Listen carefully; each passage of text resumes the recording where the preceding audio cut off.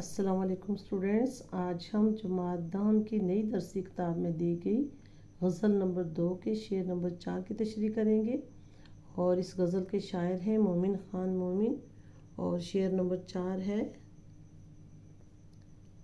تم ہمارے کسی طرح نہ ہوئے، تم ہمارے کسی طرح نہ ہوئے، ورنہ دنیا میں کیا نہیں ہوتا۔ حوالہ شعر اس کا دیکھیں، اور یہ غزل ہے صنف سخن کے اعتبار سے، اور شاعر ہے مومن خان مومن۔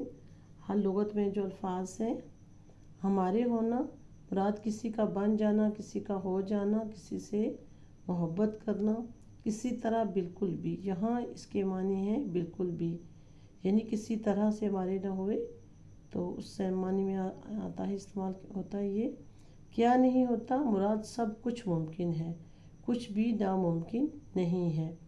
اور اس کا مفہوم دیکھیے: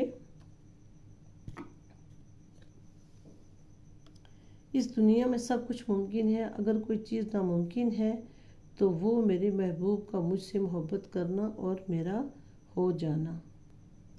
تشریح ہے، مومن کا تعارف پہلے سنیے۔ مومن خان مومن جو غزل کے صف اول کے شعراء میں شامل ہوتے ہیں، لیکن انہوں نے غزل کے علاوہ مختلف اصناف سخن میں شاعری کی اور بے شمار قصیدے اور مثنویاں بھی لکھیں۔ اس شعر میں شاعر کے لہجے میں بے بسی جھلکتی ہے، اور شاعر چیخ اٹھتا ہے کہ یہ دنیا ممکنات کی جگہ ہے، یہاں پر کئی بار ناممکن چیزوں کو ممکن ہوتے دیکھا ہے، یعنی ناممکن چیزیں ممکن ہو جاتی ہیں، یعنی معجزے رونما ہوتے دیکھے ہیں۔ لیکن بقول شاعر، میں محبت میں اتنا بد نصیب ہوں کہ مجھے میرے محبوب کی محبت نہ ملی۔ بقول مرزا صادق شرر کے: نہ خدا ہی ملا نہ وصال صنم، نہ ادھر کے رہے نہ ادھر کے رہے نہ ادھر کے رہے۔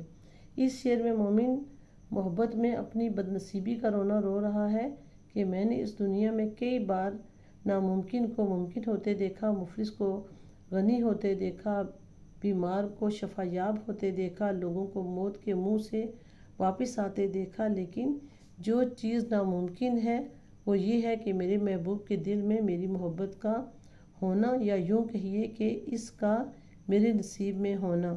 ایک حوالہ کا خوبصورت شعر دیکھیے: ساری دنیا کے غم ہمارے ہیں، اور ستم یہ ہے کہ ہم تمہارے ہیں۔